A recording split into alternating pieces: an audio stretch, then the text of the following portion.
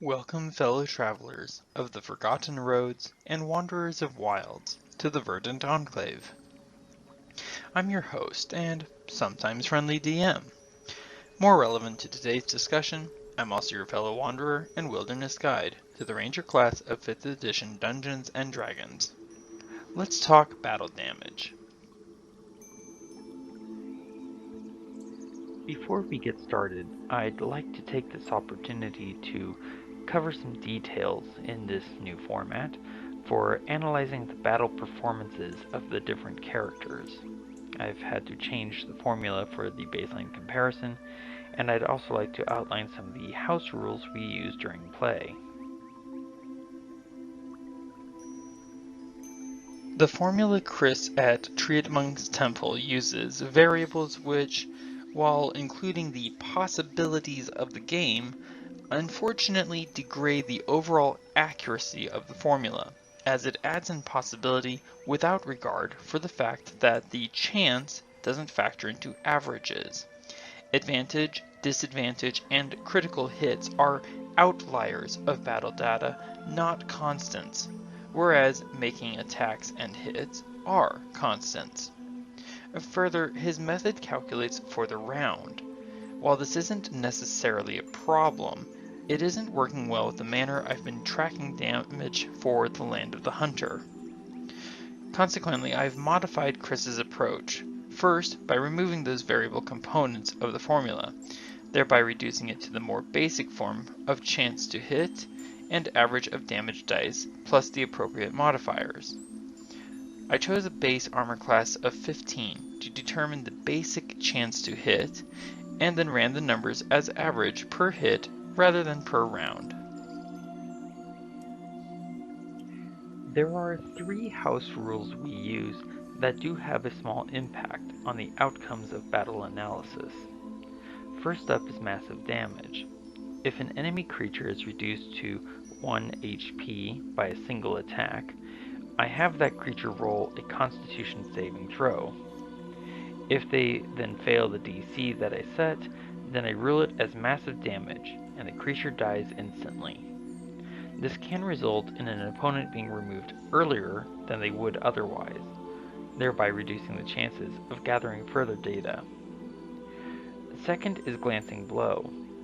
When an attack misses by 1 point below the targeted armor class, I allow the hit regardless, but I award resistance against that particular attack's damage to the targeted creature. This can inflate the actual number of hits the characters earn, as well as the attacks that they make, and the amount of damage they accrue, since I record the damage as rolled, rather than accounting for resistance or vulnerability. However, it does mean that the characters have to keep fighting those who survive, so they still have to earn their victory. And finally, critical hits. Per the player's handbook, a natural 20 on an attack doubles all the damage dice for that attack. Rather than simply doubling the relevant dice, I allow critical hits to maximize the damage of the doubled dice, and we roll the regular dice as normal. This can result in very high numbers if characters manage to score several critical hits, and even more so for the rogue, who gets to double all of their sneak attack damage to the maximum, plus the normal sneak attack damage dice. The following aren't technically house rules per se, but they are things to keep in mind as we go through the numbers gathered from gameplay. First, all players, including the Dungeon Master player character, are all using strictly Player's Handbook material. Second, every combat encounter, excepting a few calculation errors in early gameplay, has been and will continue to be rated a deadly encounter from the Dungeon Master's Guide, with one caveat. When calculating the experience for the encounter, I skip entirely modifying the experience points for multiple monsters. Now, this does not result in easier combats, rather it increases the danger the characters face, with the express intention of pushing the characters to use all their features, abilities, and players' wits to their utmost, while providing the most opportunity to collect as much relevant data as possible.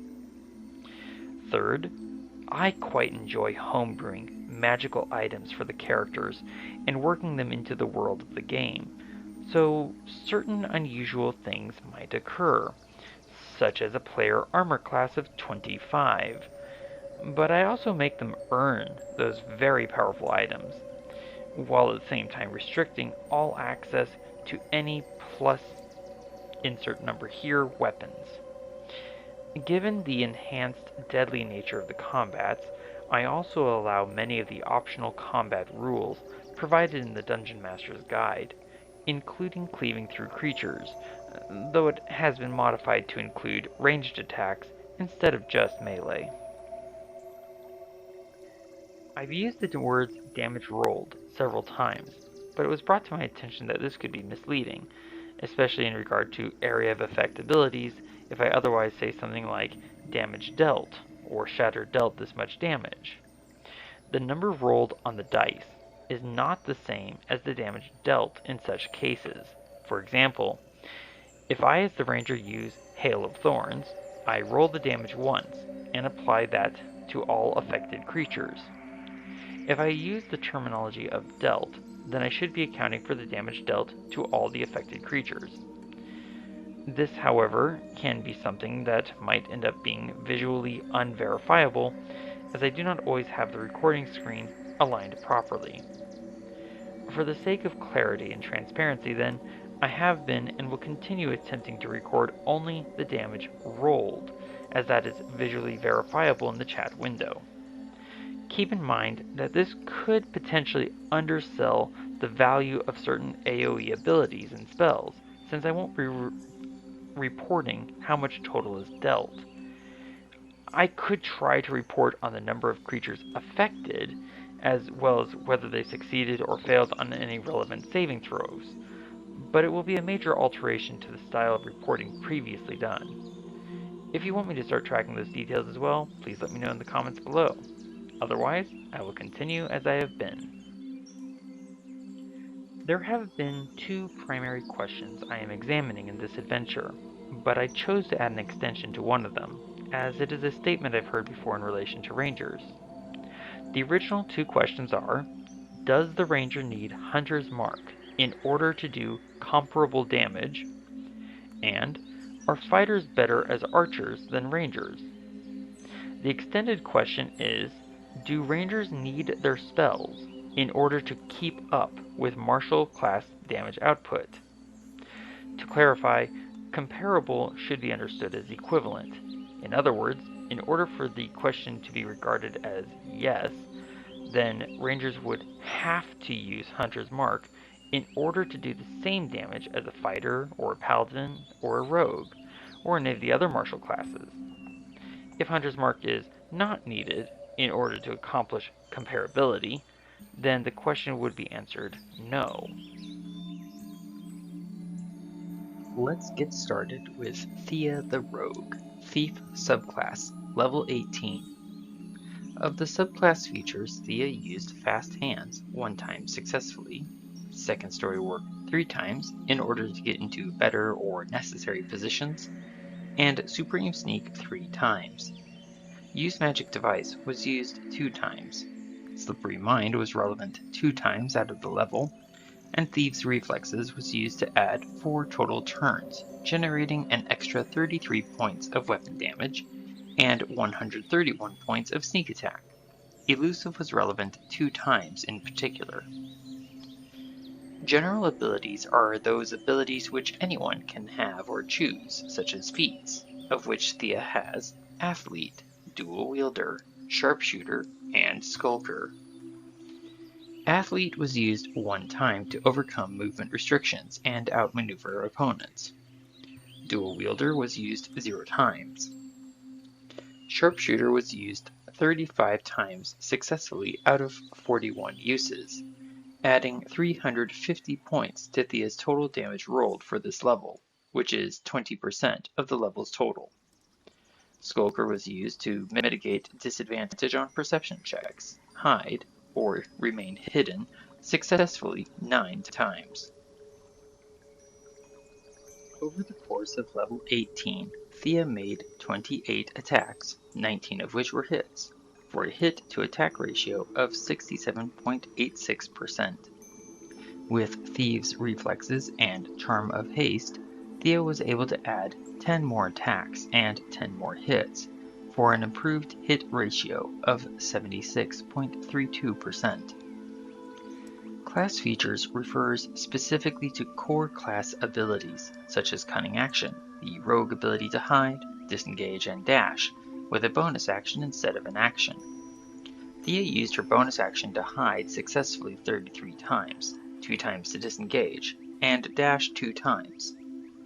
Uncanny Dodge was used 5 times to reduce damage taken by a total of 62 points. Evasion was used twice, once for 0 damage instead of half, and once for half damage instead of full, while Reliable Talent was used 27 times successfully. Slippery Mind came into play a distinctive 2 times. Thea used a spell scroll of Hex for 14 points of damage. Her last use of Charm of Haste netted her 77 additional points of damage. As mentioned before, Sharpshooter contributed 350 points of damage. For weapon damage, Thea rolled 258 points, and Thieves' Reflexes added 33 regular weapon damage and 131 sneak attack damage. Sneak attack dice added 975 points, producing a total of 1,838 points of damage rolled for this level. Looking at the average per hit, weapons only, Thea achieved 13.58. which is 1.68 above the baseline for this level. However, when all applicable damage, including Hex, is added in, Thea's average per hit becomes 63.38, which is 51.48 above the baseline. Let's move on to Adrian the Fighter, Eldritch Knight subclass, level 18. General abilities are features which anyone can choose and use, while subclass features are limited. As a fighter's access to magic is a subclass choice, Adrian's magic usage for level 18 will be reported here. For subclass features, Adrian used Eldritch Strike 0 times.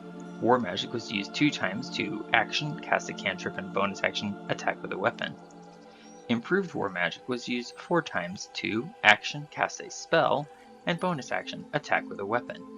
Arcane Charge was used 6 times to teleport. Message was used 1 time. Firebolt was used 3 times, producing 18 points of damage, which is 2% of this level's total damage rolled. Expeditious Retreat was used 1 time for a spell scroll. Shield was used 9 times, once to craft a spell scroll. Protection from Evil and Good was used 3 times, preventing Adrian from being frightened 3 times, charmed once, and prevented 5 hits and 1 critical hit from landing. Melf's Acid Arrow was used 3 times, for 58 points of damage, 6% of total damage rolled. Lightning Bolt was used 3 times, for 73 points, another 7% of level damage rolled. Fireball was used 3 times, adding 83 points, 8% of level damage rolled. Fly was used twice. Keep in mind that this is only reporting the damage rolled, not the damage dealt. Spells like Lightning Bolt and Fireball affect more than 1 creature at a time simultaneously, so the damage is only rolled once, then applied to multiple targets. Potion of Lightning Breath was used to add 46 points of damage, 5% of level damage rolled. Warcaster was used roughly 4 times to cast spells while hands were full, and 6 times for advantage on Constitution saving throws against damage for concentration. Mobile was used to negate attacks of opportunity 3 times. Alert was used distinctively and primarily to gain +5 to initiative rolls. Over the course of level 18, Adrian made 77 attacks, 66 of which were hits, for an 85.71% hit to attack ratio. Magic damage was covered already, but is summarized here. From class features, Adrian used Second Wind 4 times, regaining 96 hit points. Action Surge was used a total of 8 times, gaining another 110 points of damage, 15% of level damage. Indomitable was used 0 times, successfully out of 1. For weapon damage alone, Adrian rolled 629 points. Action Surge produced 110 points, Firebolt 18, Melf's Acid Arrow 58, Lightning Bolt 73, Fireball 83, and Potion of Lightning Breath 46, bringing Adrian's total damage rolled for this level to 1,017 points. Without Action Surge, Adrian's average per hit is 9.53, 2.37 below the baseline. With Action Surge added in, Adrian bumped it up to 9.6, which is 2.3 below the baseline. Finally, Varen the Ranger, Hunter subclass, level 18. For subclass features, Varen used Colossus Slayer 29 times, generating 137 points of damage, which was 6% of damage rolled for this level. Steel Will was used 3 times, twice successfully, and Volley was used 6 times, generating an extra 29 attacks, 25 of which were hits, for 86.21% hit ratio for Volley alone. This ability added 476 points, 22% of Varen's total damage rolled. Evasion was used 1 time to take half damage instead of full. From general abilities, Sharpshooter was used 66 times, adding 570 points. This was 27% of Varen's total damage rolled. Due to the increasingly involved nature of a half-caster, Varen's use of magic will now be detailed on its own slide. Over the course of level 18, Animal Messenger was used once. Jump and locate animals or plants were both used 0 times. Hunter's Mark was cast 9 times, once from a spell scroll, and twice to make new scrolls, for a total of 50 points, 2% of level overall damage. Longstrider was used 3 times at multiple levels. Spike Growth was used 2 times for an additional 362 points, 17% of level overall damage rolled. Non-Detection was used 25 times. Plant Growth was used 1 time. Locate Creature was used twice. Swift Quiver was cast 2 times, enabling another 10 attacks for 8 hits, adding 74 points of damage, or 3% of damage rolled. Varen made 56 attacks this level, 49 of which were hits, for an 87.5% hit ratio. When Volley is added, this became 85 attacks and 74 hits, for a hit ratio of 87.06%. Favored Enemy was used 13 of 13 times successfully to track selected enemies, and Natural Explorer was used 205 times distinctively. Passive users are harder to track due to their constant applicability. Primeval Awareness was used 2 times, and Landstride was used 40 times. Hide in Plain Sight was used 27 times, and Vanish was used 26 times, 18 of which were successful hiding checks. While hiding his trail is in constant use unless deliberately chosen otherwise, there were 3 distinct times that being able to choose played a role in Varen's detectability. With weapons only, Varen rolled 453 points of damage. 137 came from Colossus Slayer, 476 from Volley, 50 from Hunter's Mark, 570 from Sharpshooter, 74 from Swift Quiver, and 362 from Spike Growth. for a total of 2,122 points of damage rolled for this level. Varan's weapon damage per hit, not including magic, Colossus Slayer, or volley, comes to 9.25, which is 2.65 below the baseline, performing less efficiently than the rogue, but slightly more efficiently than the fighter. With all applicable non-magical damage, Varan's average per hit comes to 22.11, 10.21 above the baseline, and better than the fighter with Action Surge included. When all relevant damage is included, consequently excluding Spike Growth, Varan's damage per hit becomes 21.46, 9.56 above the baseline. Here you see the average per hit by level for all three characters compared to the baseline established earlier. This is strictly weapon damage, no unique class or subclass features, general abilities, or magic involved, except for the fighter and ranger's extra attack. The blue line is the baseline, the orange line represents Varan's progression, the gray line represents Adrian, and Thea is represented by the yellow line. Keep in mind that the baseline assumes a constant enemy armor class of 15, which is not happening for all enemies in gameplay at these levels, and also does not take into account the possibility of critical hits, natural ones, advantage or disadvantage, vulnerability or resistance.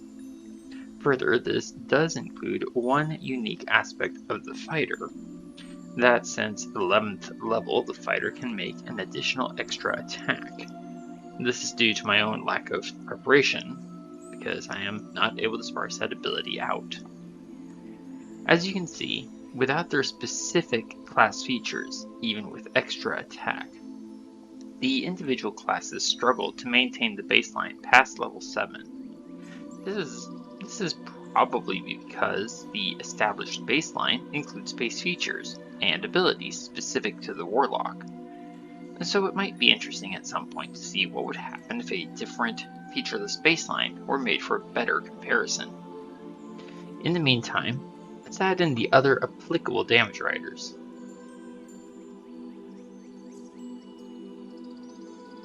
The blue baseline is the same as before, but this time all applicable class and subclass features, general abilities, and applicable magic are added in. Prior to the 11th level, the rogues, still represented by the yellow line, average per hit climbs and plummets almost level to level, but since 11th level has climbed more or less steadily.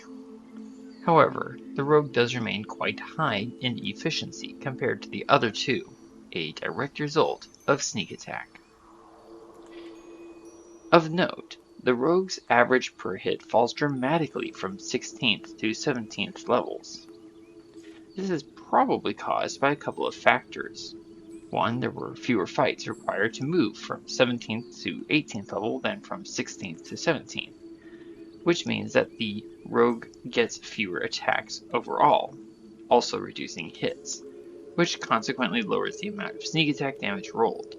Secondarily, higher armor classes and field conditions also played a role, as the rogue had to contend with several instances of disadvantage, removing the ability to even get sneak attack.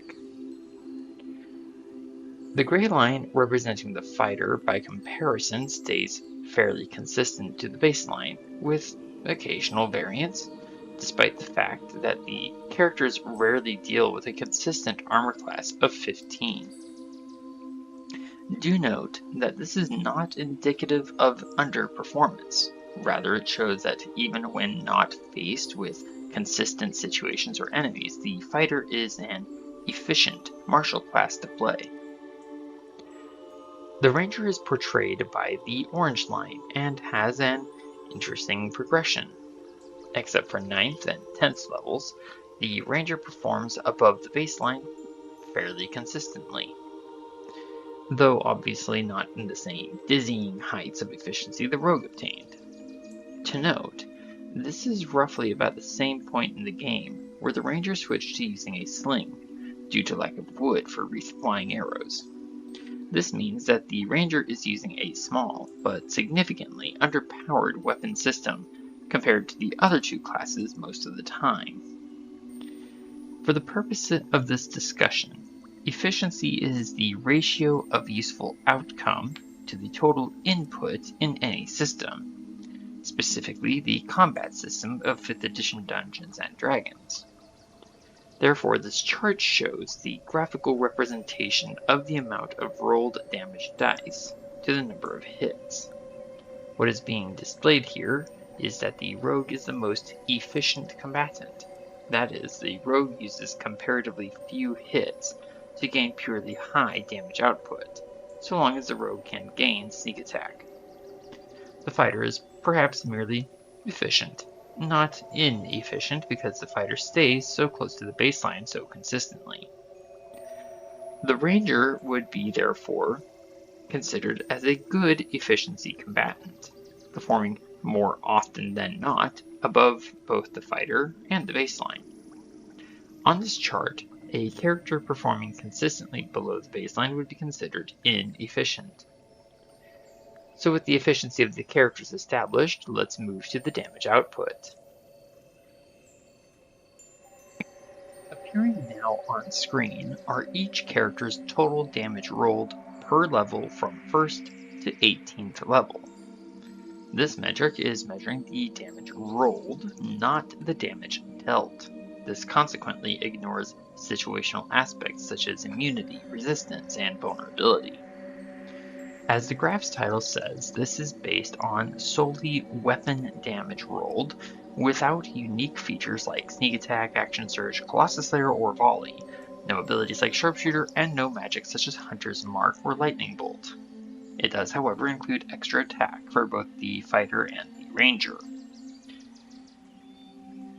Consequently, the fighter's extra attack gained at 11th level is still being included on this graph, as is the ranger's extra attack at 5th level. Overall, this graph should still help us determine how necessary ranger's magic, and in especial Hunter's Mark, is in order to be comparable to at least the rogue and the fighter. Let's jump in.